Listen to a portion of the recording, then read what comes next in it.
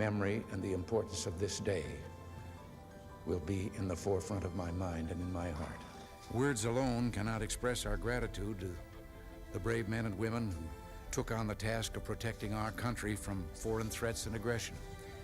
President Coolidge once said, "The nation which forgets its defenders will be itself forgotten."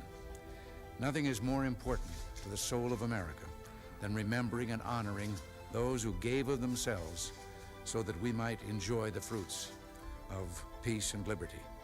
On this day dedicated to American veterans, we honor the brave men and women who have, by their service, preserved our liberty. Our parades are a celebration of freedom. Our banner is Old Glory, and we hold her high and proud. This is the legacy of the brave men and women that we honor today.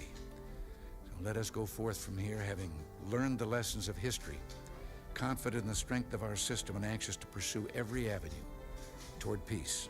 This Veterans Day offers more reason than ever to think about what these special people mean to America. If we remember that their dedicated service is in defense of our freedom, and if we understand that they put their lives on the line so we might enjoy justice and liberty, then their sacrifices will not be in vain. This is our obligation, and this has been the spirit of Veterans Day from the beginning. Yes, veterans have given their best for all of us, and we must continue to do our best by them. Our hearts turn also to our disabled. Ladies and gentlemen, please take your seats. The program is about to begin. A compassionate government will show them that we do remember and honor them. When you see one of our young men and women in uniform on the street or someplace, how about a smiling hello and maybe a thank you? Veterans know better than anyone else the price of freedom, for they've suffered the scars of war. We can offer them no better tribute than to protect what they have won for us. That is our duty. They have never let America down. We will not let them down. Let us remember all those who fought so freedom itself could once more live and thrive, and let us pray that for the cause of freedom, it shall always be said in the words of the Psalms, "The Lord shall preserve thy going out and coming in from this time forth and even forevermore." All those who have served in America's uniform deserve the nation's thanks. To show our gratitude, I'm about to do something I've been looking forward to for a long time. Sign the bill that creates a cabinet-level Department of Veterans Affairs. This bill gives those who have borne America's battles, who've defended the borders of freedom, who've protected our nation's security in war and in peace, it gives them what they've deserved for so long: a seat at the table in our national affairs. And so in signing this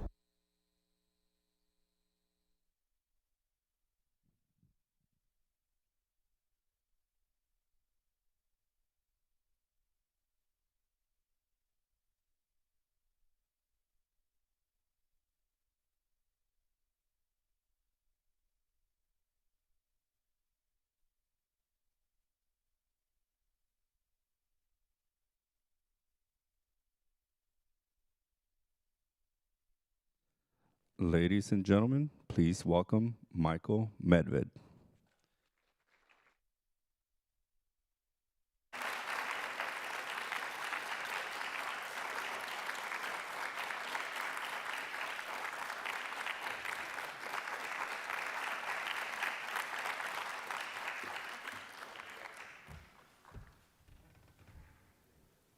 Good evening.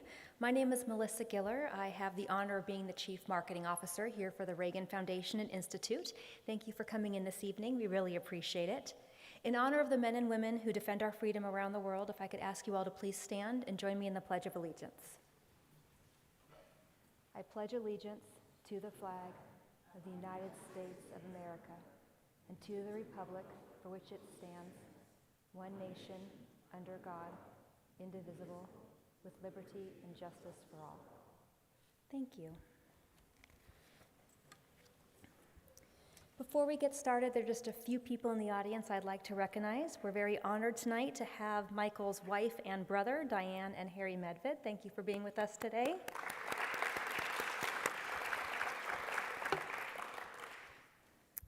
So many of you here with us this evening are probably aware that the Reagan Library reopened in May of this year after being closed for 14 months.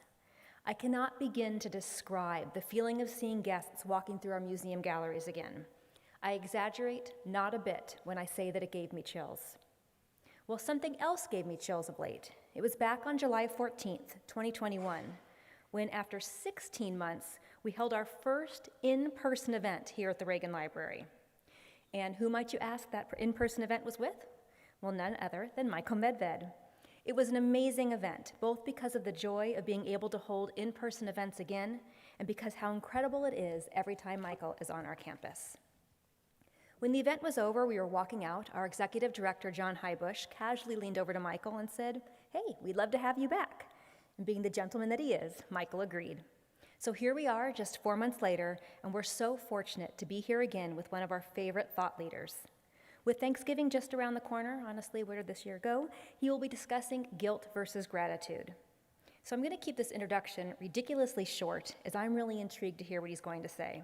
So ladies and gentlemen, please join me in welcoming once again to the Reagan Library, Michael Medved.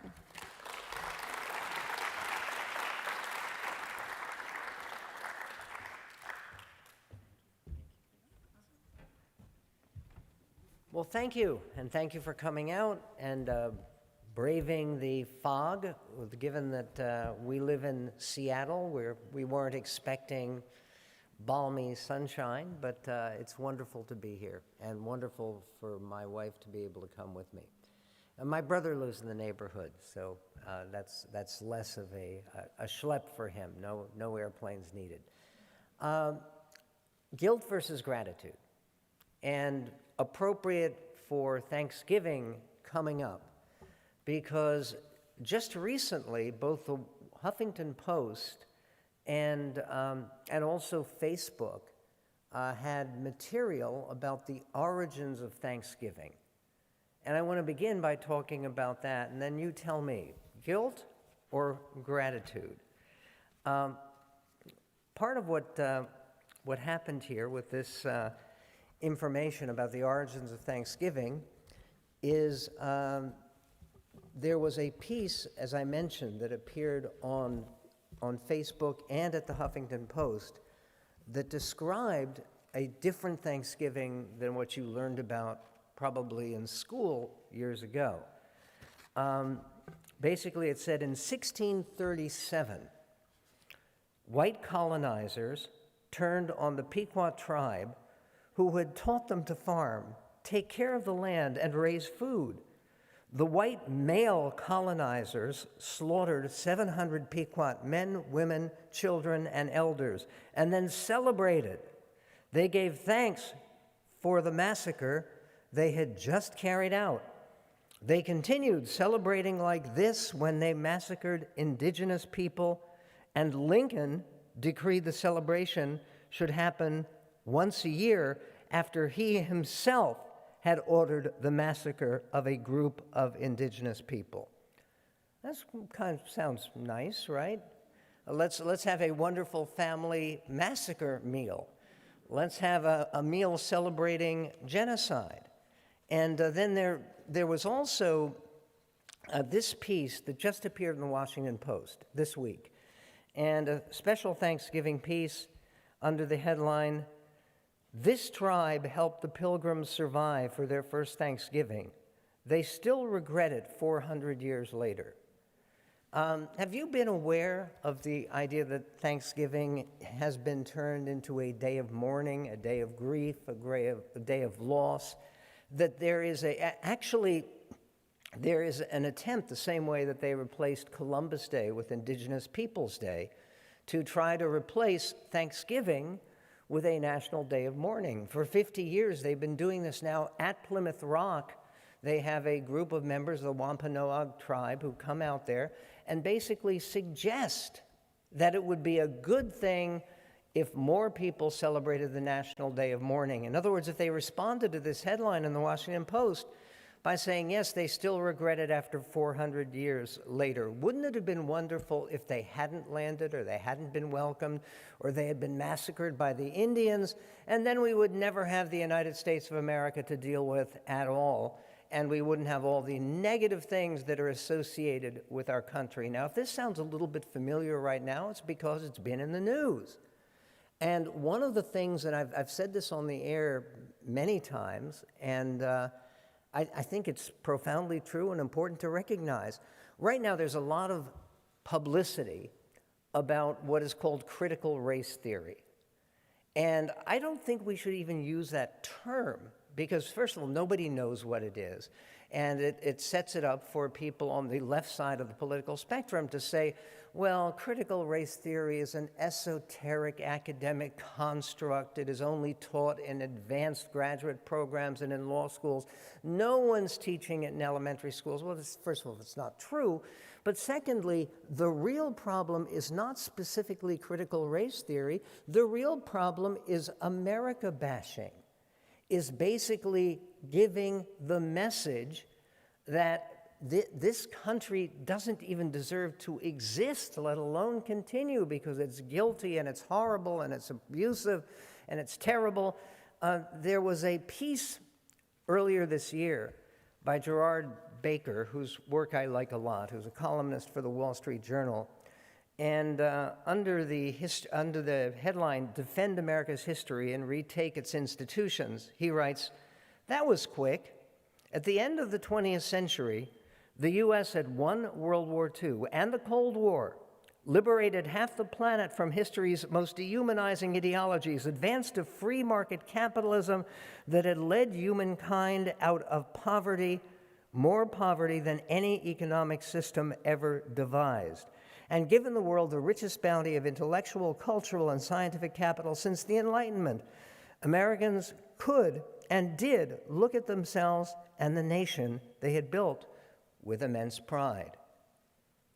20 years later, much of the country's political leadership, almost all of its academic establishment, most of the people who control the news and cultural output, and a good deal of the corporate elite view America as an irredeemably malignant force for enslavement and oppression, a mighty evil power founded on an ideology of racial supremacy. These Jacobins demand that Americans repudiate most of the nation's history, tear down the icons of its creation, and engage in a cultural expurgation of its sins. That sound about right to you? If you've been paying attention, and I know you have, it should. I wrote about this initially in my book, The 10 Big Lies About America. And one of the things that I wrote about that actually provoked the book was that in 2007, which is a long time ago, I know, but in 2007, the city of Seattle City Schools, this is public schools, your tax money, not yours, you live here, but for those of us who live in the Northwest, our tax money at work, they sent out a letter to parents and all staff for the Seattle City School District, and they said, myth, Thanksgiving is a happy time. Fact, for many Indian people, Thanksgiving is a time of mourning, of remembering how a gift of generosity was rewarded by theft of land and seed corn, extermination of many from disease and gun, near total destruction of many more from forced assimilation. As currently celebrated in this country, Thanksgiving is a bitter reminder of 500 years of betrayal returned for friendship. And I commented in my book, which came out in 2010, as soon as I read this alarming letter, I began to wonder how earnest teachers might take its suggestions to heart and begin to commemorate this festival of destruction and betrayal with, say, their kindergarten charges. My own appallingly innocent 1950s childhood offered shamelessly sentimental Thanksgiving pageants, complete with tacky pilgrim and Indian costumes, and on one occasion, even a live turkey. On my nationally syndicated radio show, I speculated on the way such sweet but silly extravaganzas might be updated to accommodate the hip sensibility of contemporary Seattle.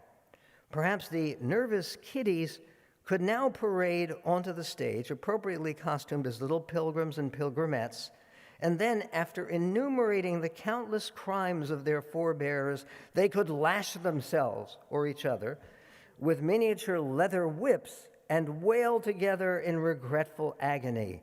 The proud parents would no doubt rise and applaud in tearful, self-righteous appreciation. Now, it hasn't quite come to that, but we're not that far away. Really, we're not. And I want to address that. What happened to the idea of Thanksgiving?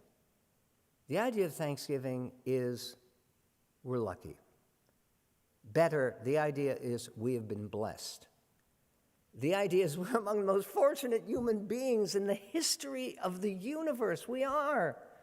We are born, most of us, in the United States, or we live in the United States, or we're naturalized citizens, however you want to put it. We are Americans at a moment in our history where the opportunities and the pursuit of justice and so much has worked out so well for us. Of course we should feel thankful.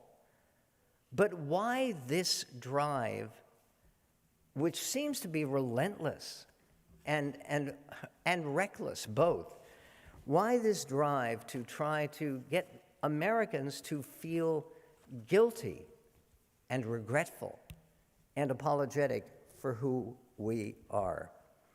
I want to ask basically three things about this current dilemma we have, and the emphasis on basically trying to make Americans feel badly about our identity as Americans.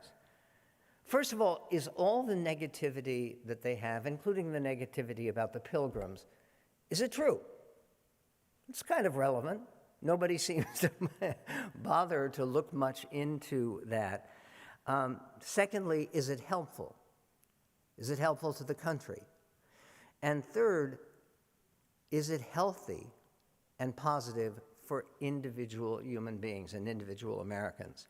Okay, first of all, on the first question, the idea, is it true? Of course it's not true.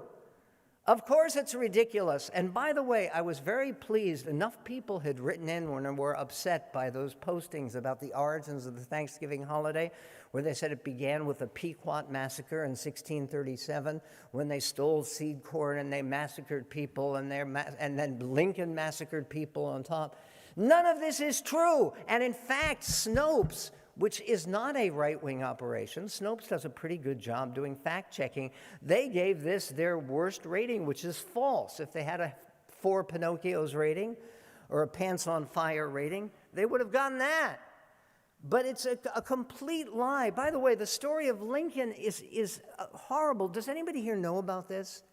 In 1862, it is true that Abraham Lincoln allowed the execution of 13 tribal members from the Lakota Sioux tribe. Why? Because they had participated in the middle of the Civil War. 1862, in many ways, the decisive year of the Civil Wars, we'll talk about later, but in 1862, there had been an attack on settlers in Minnesota. And Minnesota was, at that time, just on the verge of statehood and was very lightly populated, but they killed 800 people. And they took prisoner most of the Indians after they put down the rebellion. And the rebellion was horrible. The people were mutilated, they were tortured, there were mass rapes. And a military tribunal condemned to death by hanging 340 Indians. Okay? Lincoln, in the midst of the war, went over all of these records and pardoned all of them except for 11. That's the massacre that Lincoln perpetrated. I mean, basically pardoning people and making sure that they did not get executed. This is at a time when Americans were dying literally by the thousands fighting for justice and against slavery. Okay, that isn't true. And nor is it true that the Pequot massacre, which I write about in the 10 Big Lies About America, the Pequot massacre was not principally the work of the Pilgrims. And it did not occur before the first Thanksgiving. The first Thanksgiving was when? And you should know this, what year? It's 400 years ago, this year, coming up November. We don't know exactly what date. It may have actually been in October, but we know for sure that it was in 1621. The Pequot Massacre was 16 years later. No, yes, 16 years later, 1637, as they pointed out in these statements. So what are they talking about here? What they're talking about is even the Pequot Massacre was not a massacre. It was a war that largely wiped out whole parts of Connecticut, and then the English settlers at the time in that area made an alliance with the Narragansett tribe, which was the traditional tribal enemy of the Pequots, and they came up, and the Narragansetts did most of the killing, and they did put down the rebellion. That's why, by the way, anybody, the name Pequot sound familiar to you? Yeah, why? Because of Moby Dick. That was the name of the ship that the whale ate. And Melville named the ship the Pequot because this was a tribe that basically ceased to exist because the Narragansetts, who hated their guts, killed them very lavishly in 1637. But they did not have a Thanksgiving celebration to celebrate that. The Thanksgiving celebration was to celebrate life, not death. There is no example anywhere of pilgrims or Puritans or early New England settlers of any kind having a Thanksgiving to celebrate an Indian massacre for the very simple reason is there really were no Indian massacres. And you can read about the whole story of the Pequot Massacre, so-called, the Pequot War, that is talked about in the 10 Big Lies. The untruth of all of the negativity about America is very easily put together and very easily proven. How? How do you make the case? You ask the question, we have a pretty long history now. I mean, not as long as some other countries, but we have been around as a country, certainly 400 years as of this year since the Pilgrims landed in Plymouth and founded that community. Can you think of any aspect of life on this continent that is worse today than it was in 1621? It's not possible. In terms of justice, in terms of racial justice, in terms of extirpating the horrible crime of slavery, getting over Jim Crow, actually providing for more fair and more generous treatment for Native Americans, in terms of equal rights for women, in terms of the choices that people have. You know, as recently as the 1960s, I graduated from college in 1969. The year that I graduated, 5% of American adults had 4-year college degrees. 5%. And today, and yes, it costs too much, and yes, they teach a lot of nonsense like the nonsense I'm talking about in many of the colleges and universities. But today, we now have close to an American majority who are completing 4-year college degrees.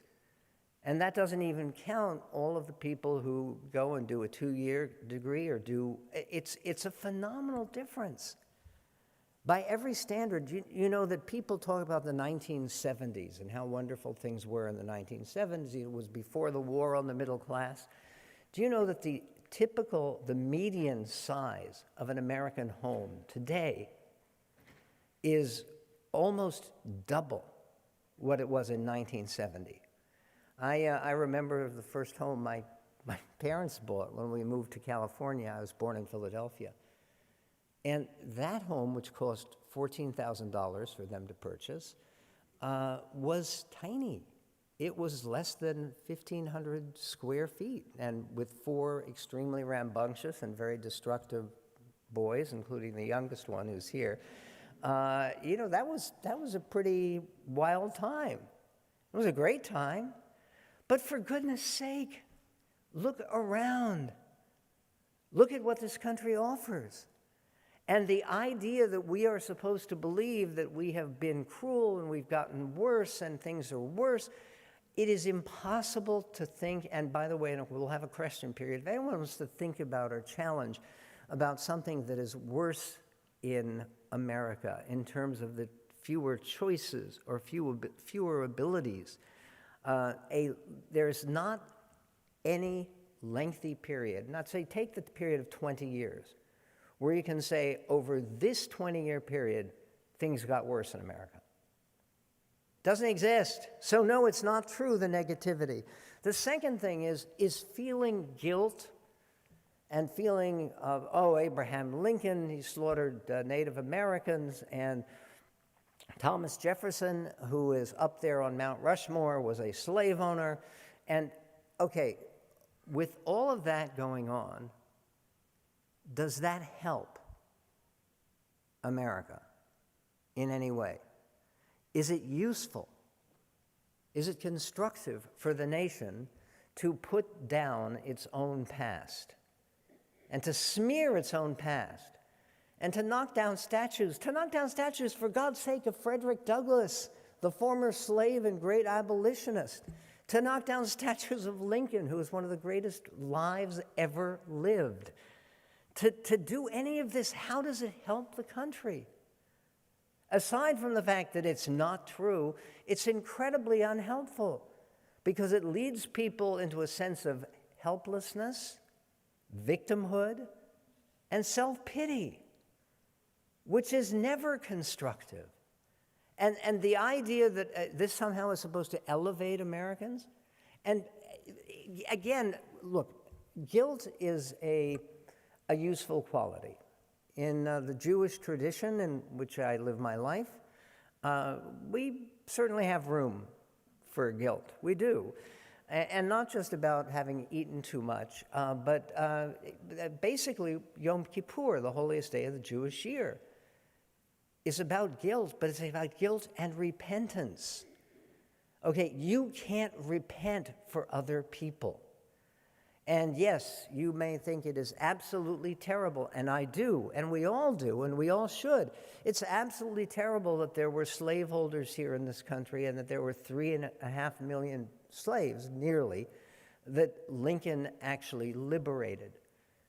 But feeling guilt for other people is very different from feeling the kind of guilt that can change you. And the idea that guilt is instrumental in making you better, this, by the way, I think is one of the reasons that it is attractive to some people to talk about our guilty ancestors, because you can feel superior to them.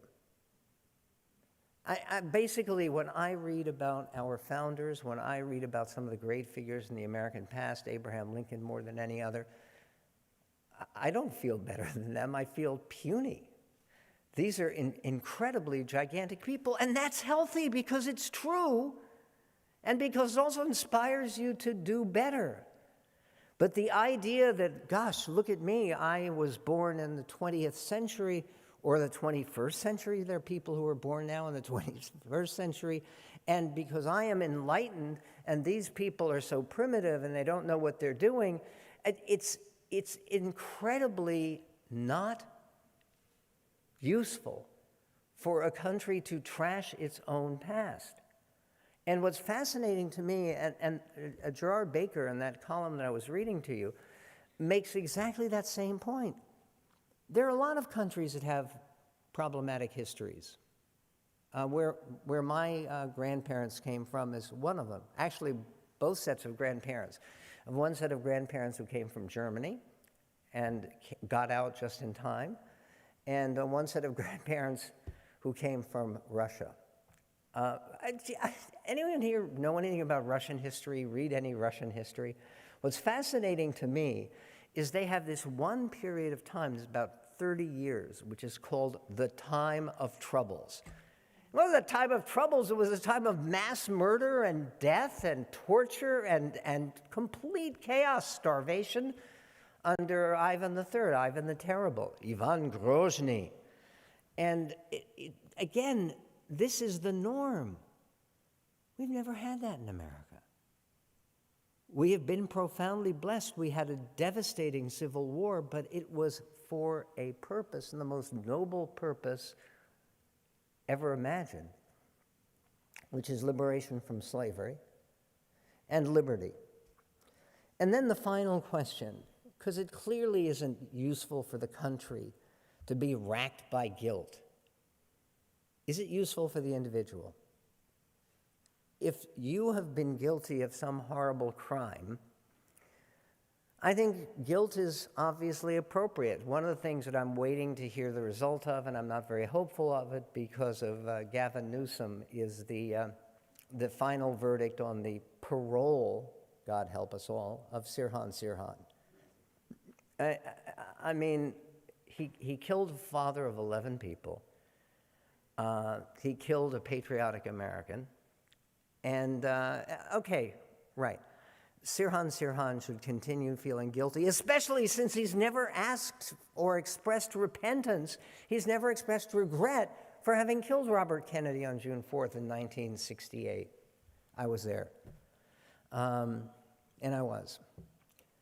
And that's ridiculous. But for you to feel guilty about something, and it's usually not even your own grandfather. How many people here have families who arrived in America after the Civil War? Yeah, that's what I assume. How many people here had families who lived here in this country during the Civil War? Well, my wife.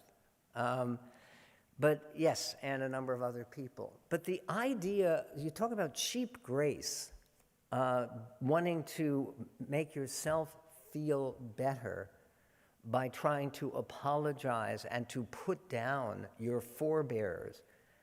How does that help an individual? In other words, I would argue that as for a country, for an individual, if you have people to look up to, fathers, grandmothers, great-grandmothers, and you look at these people and say, weren't these people terrific? Weren't they amazing what they achieved? And for most Americans, they were. That encourages you to be a better person. If you look down upon those people and say they were so benighted, they were so ignorant, they were so bigoted and destructive and terrible, and I'm so regretful for them, and we have to make up for what they did, that is not a healthy human impulse. My wife is a clinical psychologist, and she can tell you, okay, feeling guilty for something you've done and wanting to fix it, sure, that's noble. But trying to blame your forebears, and often it's to blame your forebears for what's wrong with you. Oh no, I'm not messed up, it's just my parents and grandparents and great-grandparents. This is not a healthy impulse for individuals either. So the question I want to put on the table is, what do you do about it? And basically, the same way we had 3 questions, I want to talk about 3 solutions that have to do with the nation, that have to do with finding the truth, and then have to do with the impact on individuals. In terms of finding the truth, basically verifying the truth of these historic accounts, one of the reasons that this stuff catches fire is it's the only history they know. They don't know the real story. You remember, and now the rest of the story. Yeah, one of the great voices from radio who is missed. But the rest of the story is very important to get hold of. And the reason that I believe that it's so important and you don't hear it is not only because it is politically incorrect and it isn't convenient for this anti-American agenda that so many of the people who are telling the story in our schools and universities that they emphasize. One of the things that I wrote about in 10 Big Lies About America is there's a teacher in San Francisco who actually got national news. It was on NBC. They did a whole segment. He did a special program for Thanksgiving in which he dressed up as a pilgrim, the traditional pilgrim outfit, which, by the way, is completely inaccurate. And the pilgrims actually liked bright colors. They did not when I studied colonial history at Yale, that was one of the first things I studied, which was kind of reassuring. They were also, the Puritans were not Puritans. The Puritans actually praised and valued the joy of sex between husband and wife. They were not at all the way they're being portrayed, and they, particularly on the Lord's Day, on Sunday, they would wear very bright colors to celebrate the joys of the Sabbath day. In any event, this teacher in San Francisco, where else, would actually go around in his classroom dressed as what he thought a pilgrim or a Puritan looked like. And he would go into their desks and he would steal stuff from them. And the kids were crying. They were like second graders, third graders, and they were crying and upset. He says, "This is what it felt like when the pilgrims came and stole everything from the indigenous people, from the native people who were here." If that's the only storytelling you're exposed to, of course you're going to get that. And again, one of the problems here is that we have lost the idea that there is a story. America is a story. And like most great stories, it has great morals, not the morals of the people who live in the stories, not the characters who you're following, but the story itself. It has a purpose. One of the epigraph quotes that I use in my book, The American Miracle, is George Bancroft, who was a very famous American diplomat, Republican politician, and also the author of a 10-volume 1876 for the first centennial observance of the United States. He wrote a 10-volume history of the United States. And what he used in its dedication page, he said, "It is the object of the present work to explain the steps by which a favoring providence, calling our institutions into being, has conducted the country to its present happiness and glory."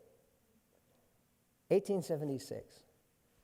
And let me give you an example of the kind of storytelling, if you don't mind, that I think our country needs, that our children need, that our grandchildren need, which is a storytelling with a purpose, with a punchline, and with characters that are human. Okay, come back with me to September 17th, 1862. Remember, I told you we'd get back to 1862.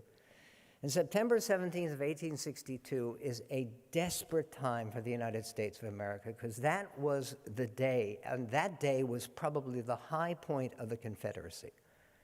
It was a point at which they came closest to actually winning the war and destroying the United States and breaking apart our country. So this land mass between Mexico and Canada would no longer be one nation.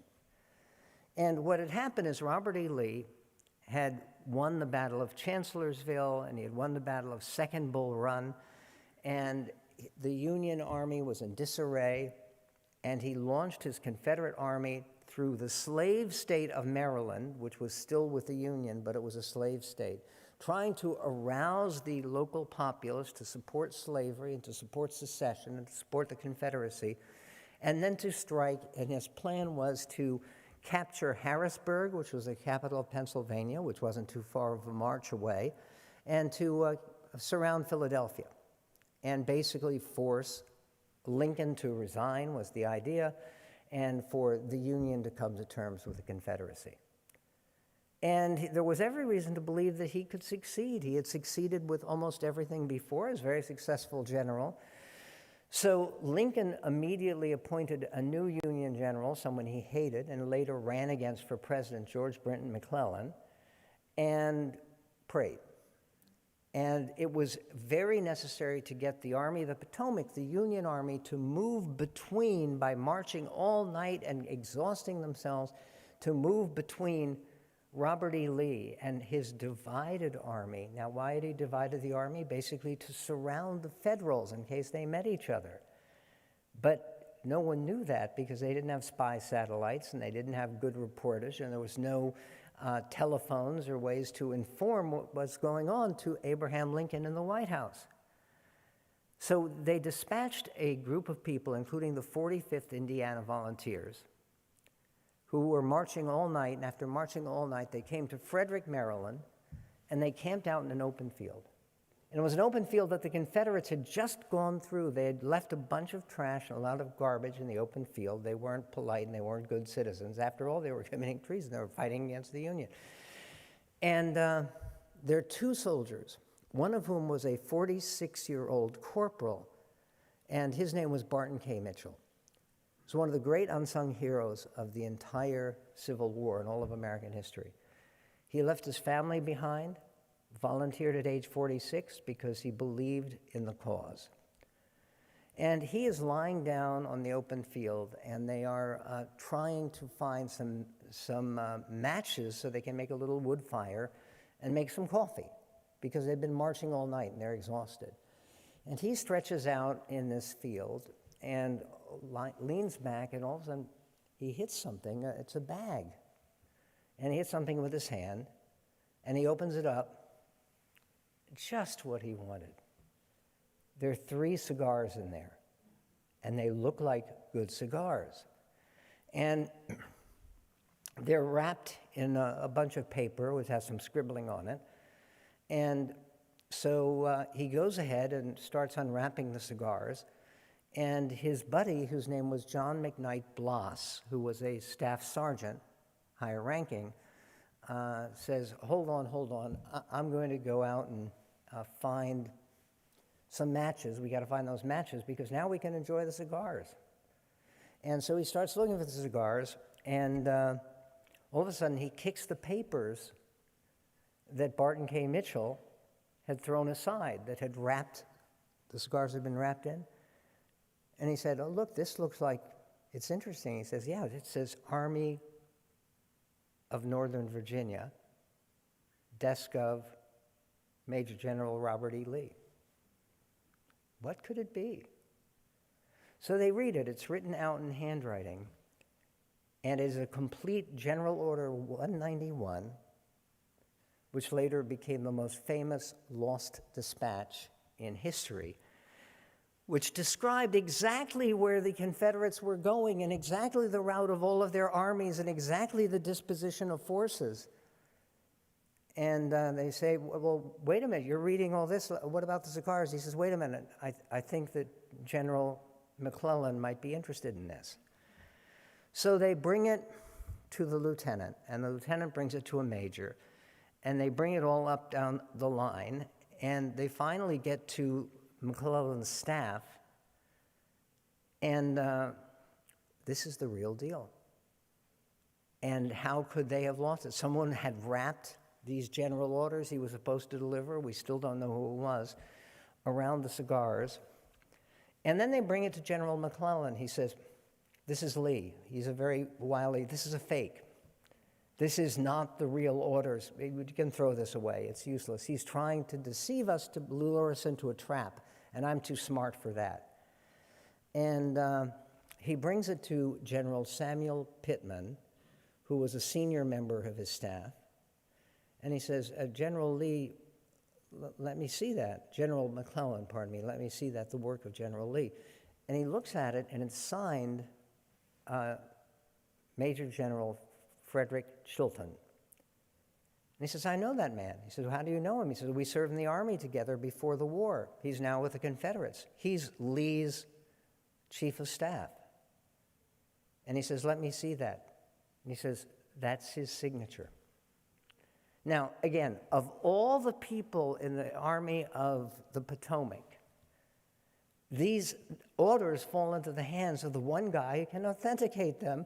Why? Because he had been the chief pay officer who had gotten the requisition slips from General Chilton when he was just Lieutenant Chilton, and he knew the guy, and he knew his handwriting. He said, I swear that is his handwriting. That is Lee's chief of staff. Okay. I know I'm taking some time with this, but it's such an amazing story, and it's true. And so they go 4 days later into the bloodiest battle in all of the history of the American Army. bloodier than D-Day, the Battle of Antietam. And McClellan knows exactly, and he was a general who was very cautious, very disbelieving. But when he saw that Samuel Pittman recognizing the General Order 191, he dispatched his troops. Now this gets even better, okay?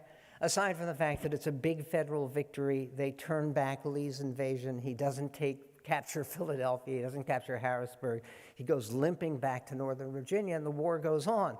But also, it means that Britain doesn't end up recognizing the Confederacy, which they were about to do if Lee had won the battle. He didn't win the battle, and something else happened. 5 days after the battle, September 22nd, 1862, and they're all very relieved. Lincoln calls his cabinet together. And let me read you what he said. We know what he said because an eyewitness and a member of his cabinet, the Secretary of the Treasury, Salmon P. Chase, later Chief Justice of the United States, was there and wrote it down. And what Abraham Lincoln says, and it's incredibly, it's just one of those amazing things that Lincoln placed the document he had drafted. Well, here's the point of what Lincoln said. He said, "Gentlemen, I have, as you are aware, thought a great deal about the relation of this war to slavery." Now, he beforehand, 2 months beforehand, had shown Secretary of Treasury Salmon Chase and Secretary of the Navy Gideon Welles, he had shown them a draft of the Emancipation Proclamation. And they said, you can't do that, you can't do that. Seward, his Secretary of State, who also saw it, said, if you release it now, it will be viewed as a last shriek of defeat and retreat. You have to wait for a victory. So Lincoln says to them on September 22nd, "Gentlemen, I have, as you are aware, thought a great deal about the relation of this war to slavery. And you all remember that several weeks ago I read to you an order I had prepared on this subject, which, on account of objections made by some of you, was not issued." He had literally put it in a drawer with a bunch of other documents. Ever since then, my mind has been much occupied with this subject, and I have thought all along that time for acting on it might very probably come. I think the time has come now. I wish it were a better time. I wish that we were in a better condition. The action of the Army against the rebels has not been quite what I should have liked, but they have been driven out of Maryland and Pennsylvania is no longer in danger of invasion. When the rebel army was at Frederick, remember Frederick was where they discovered the cigars, I determined, as soon as it should be driven out of Maryland, to issue a proclamation of emancipation, such as I thought most likely to be useful. I said nothing to anyone, but I made the promise to myself and then Chase, describing him, puts hesitating a little. He said, I made the promise to myself and to my Maker. The rebel army is now driven out, and I am going to fulfill that promise. Didn't ask for their advice as he usually did. He had made his decision to free 3.5 million people. Think of it. And why? Because he had gotten a sign and had basically made a deal with God. And because a guy stretched out his hand and hit a bunch of 3 cigars. By the way, they never found the 3 cigars. They wanted to smoke them after all, but they disappeared up the chain of command somehow. The 3 most famous stogies in all of human history. Okay, I tell you this story because it has a point.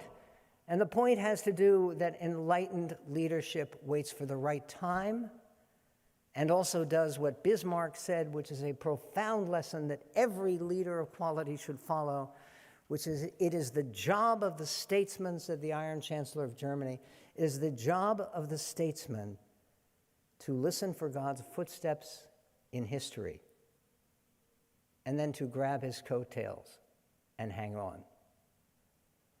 Okay, I am telling you that there is so much in American history that is like the little story I just told you, which has a point and a purpose and shows that American history has a point and a purpose. Can you imagine how many millions of Americans today had their ancestors liberated from painful bondage through this chain of events? And that brings me to the final point here, which is, how do you fix this for the larger nation, aside from actually telling people stories about history that clearly illustrate a purpose? The thing that we need as a nation is we need to not only know the history of our nation, we need to know context. Most Americans are not only ignorant about American history, they don't know anything about the rest of the world. And the idea that America is guilty and horrible and oppressive means that they don't know anything about the other countries that are infinitely worse. Infinitely worse. Putting America in context, I mentioned before something about Russian history. Talk about the other half of our family from Germany. Germany only became a country in 1871 because of a successful war against France. And look at what has been for Germany since 1871, for the last 150 years. I mean, and this is not that Germans are bad people. It's just that when you are talking about America as a uniquely guilty and exploitative people, compared to what? We are so vastly different and so vastly more benevolent than any other nation on God's green earth. And that is an extraordinarily important point to make. And then also to feel grateful rather than guilty. That is the key point, and it's a key point for an individual. If you are raising a child, if you are operating a group, an operation, dwelling on shortcomings by yourselves, let alone shortcomings by your ancestors, is insane, and it's destructive, and it makes no point.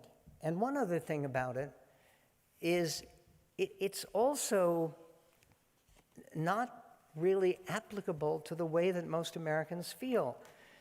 When I was thinking about these remarks today, I was also thinking a little bit about how Americans feel today, because it has been a pretty grim time for our country with a lot of arguing back and forth, to say the least, and partisanship and negativity. But there's a big new poll that is fascinating and actually quite encouraging. And I think it's worth sharing with you, and then I'll conclude and we'll go to your questions. But the poll is from the AmericanSurveyCenter.org. And it's a long poll that spent several months doing it. It involved like 20,000 recipients. And it shows that there are a lot of Americans who are very frustrated about where the country is right now. But they ask this question. They say, despite a lackluster federal response to the COVID-19 outbreak and a violent attack on the U.S. Capitol, Americans remain firm in their belief that American culture and the American way of life are superior to others.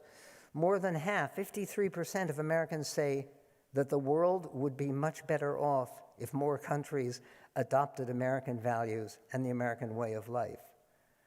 Approximately 4 in 10, 42%, disagree with this statement. How can you disagree with a statement?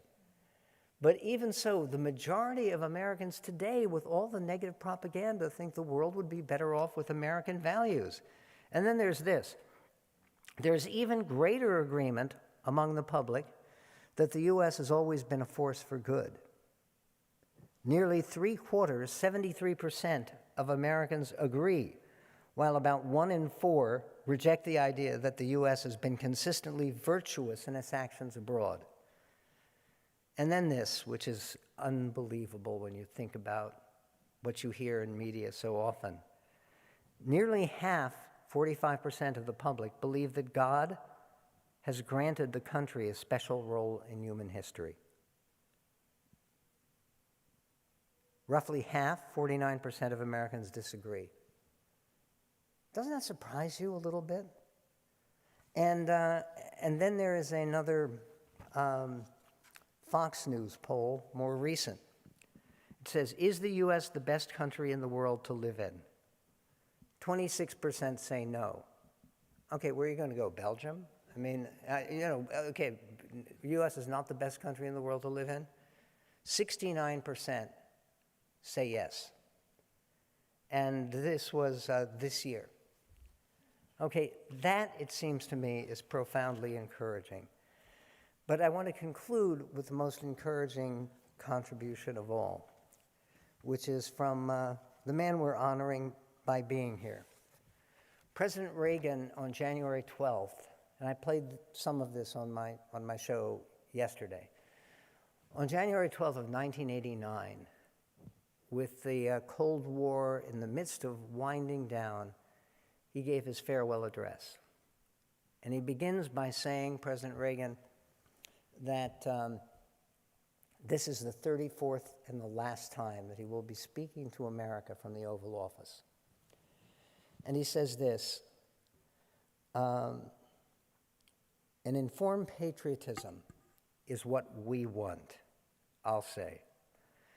And are we doing a good enough job teaching our children what America is and what she represents in the long history of the world? If we forget what we did, we won't know who we are. I am warning of an eradication of that, of the American memory that could result ultimately in an erosion of the American spirit. Let's start with some basics. More attention to American history and a greater emphasis of civic ritual. And let me offer lesson number 1 about America. All great change in America begins at the dinner table. And tomorrow night, in the kitchen, I hope the talking begins. And children, if your parents haven't been teaching you what it means to be an American, let them know and nail them on it. That would be a very American thing to do. And then he says, I've spoken of the shining city all my political life, but I don't know if I ever quite communicated what I saw when I said it. But in my mind, it was a tall, proud city built on rocks stronger than oceans, wind-swept, God-blessed, and teeming with people of all kinds living in harmony and peace, a city with free ports that hummed with commerce and creativity. And if there had to be city walls, the walls had doors, and the doors were open to anyone with the will and the heart to get there. And how stands the city on this winter night, more prosperous, more secure, and happier than it was 8 years ago? But more than that, after 200 years, 2 centuries, she still stands strong and true on the granite ridge, and her glow has held steady no matter what storm. And she's still a beacon, still a magnet for all who must have freedom, for all the pilgrims from all the lost places who are hurtling through the darkness toward home. Last word. We are so lucky to have our American home. And then we have a mother country, too. We have Britain, right? Which actually sent the pilgrims on their errand into the wilderness. That's what they called it. And Reagan was blessed to have a great partner in so much of what he did, named Margaret Thatcher. And I was mentioning today that I was in Britain in 1980, in the election night, and went to a Tory party that was celebrating Reagan's victory on behalf of then Prime Minister Thatcher. There's a very fine book by Charles Moore. It's a 3-volume Thatcher biography, and the epilogue to that book ends this way. What at bottom drove her? This is Lady Thatcher. If there was one uniting force in everything Mrs. Thatcher did, it was her love of country. All great political leaders have this love, which involves a heightened vision of their nation. But what great loves such as hers go beyond reason, which is why they stir others as leaders must if they are to achieve anything out of the ordinary. Let us go beyond reason, not bypassing reason, just going even further in our love of country. And may we go forward to do extraordinary things. Thank you very, very much for your attention.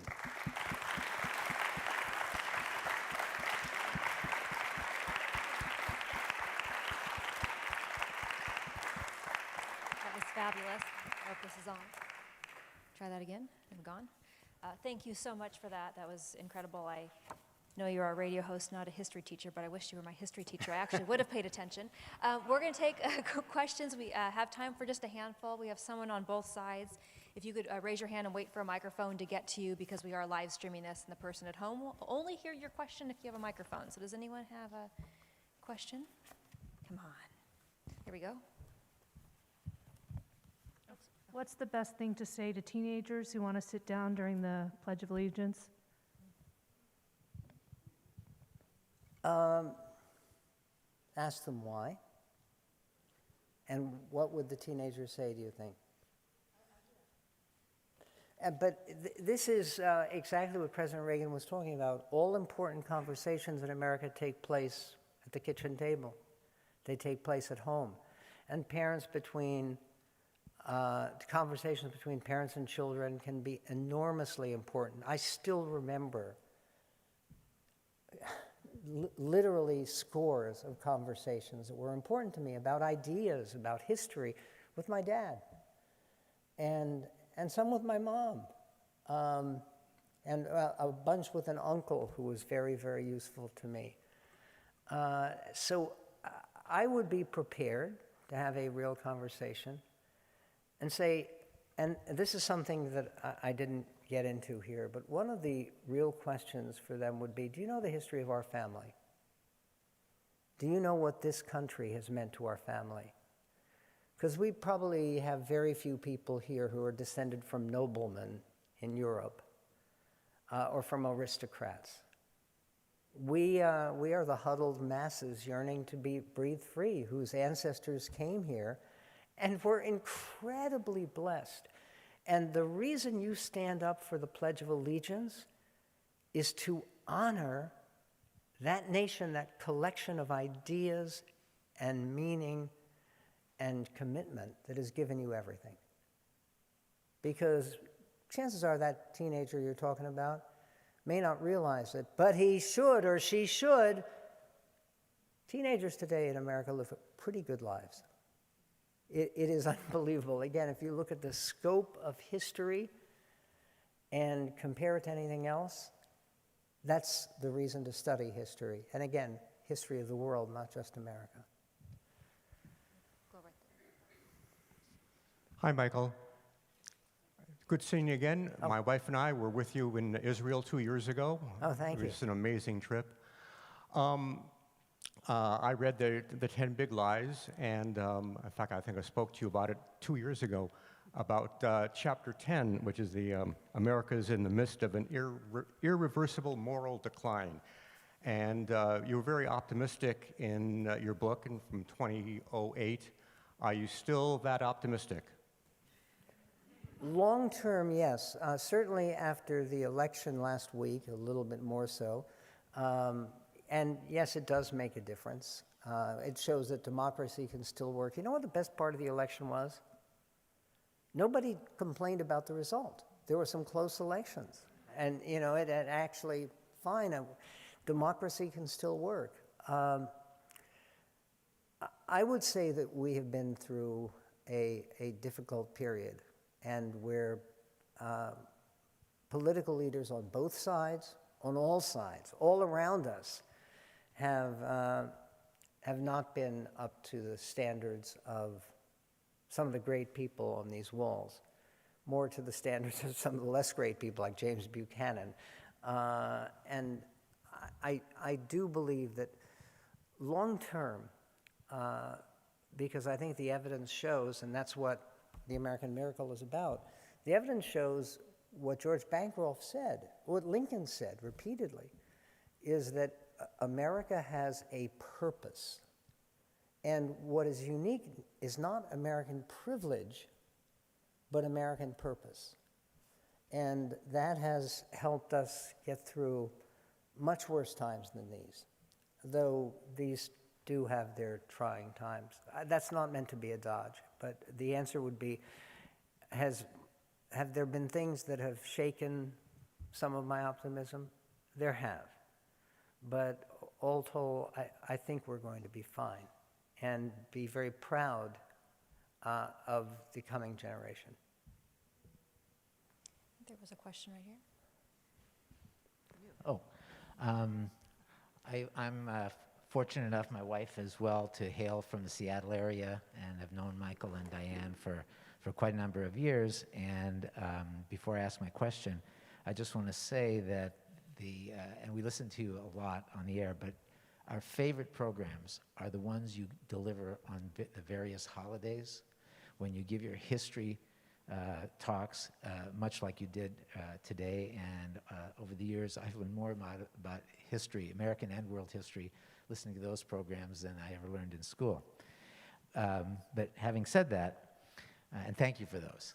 Having said that, how is it that our education system, all the way from the earliest grades through our higher education, has abdicated its responsibility to know history and not give a generation, perhaps more, the information where they can dispute and argue against what are, lies as far as the facts are concerned?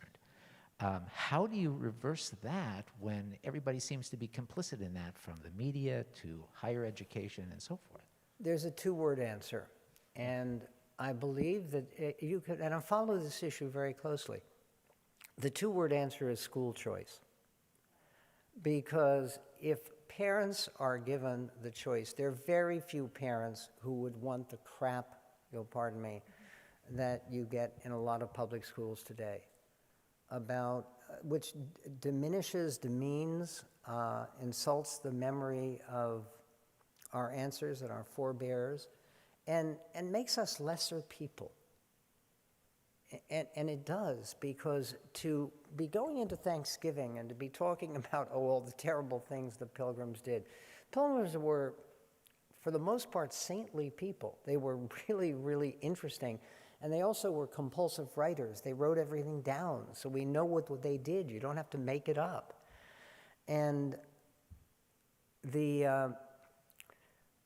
idea that, and they just, the reason I was mentioning the election in Virginia, that election was fought over Terry McAuliffe's statement that we don't want parents interfering with what we teach their children. Of course you do! It is the most profound responsibility of parents. And maybe you won't be able to help them with calculus. I wouldn't be able to help my children with calculus. But you certainly can help them with understanding what America's meant to our country. My grandfather came over to the United States. He was a father at the time. He was a father of 6 children. And he had to leave the children and his wife, my grandmother, behind in Ukraine, and which was part of Russia then. And went through amazing hardships. He was a barrel maker. He had no formal education of any kind. And he came here, and it actually gets me emotional, because After he died, my dad brought me along, and we were in Philadelphia, where my grandfather lived out his life in America. And my dad said, "Look at this book." And he took out a book, and I can still see it. It was a brown book with thick black writing on the front in Yiddish. Not in Hebrew, which I could read a little bit, but I've never really gotten the ability to read Yiddish, which is written in Hebrew script. And it was a history of America that he used to prepare for a citizenship exam. He became a citizen at about the age of 65. And it was a very proud day for him. It was a very proud day for him. And I will tell you, if you take that book, and my dad went over some of it with me, I was younger, and you translated that, just that book, that simple introductory book on American history written in Yiddish for a new immigrant, that would be better than the text they're giving to kids in California right now. Honestly, it would be more honest, and it would be more effective in bringing new Americans. I am convinced that when parents do have more of a choice to where their tax dollars can be used, which schools they want to go to, there will be a much more serious and accurate view of what our country means and has meant and where it came from.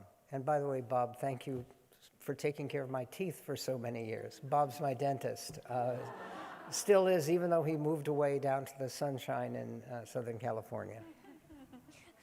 I think that's a great way to end. I want to remind everybody that we are moving up to the bookstore for a book signing, so you can get a book signed. If you have a question we didn't get to, I know he'd love to answer it. I want to thank you for coming. I know I'm proud to be an American. I think everyone in this room is proud to be an American. So thank you for coming, and we hope to see you upstairs in our bookstore. Thank you. Thank you.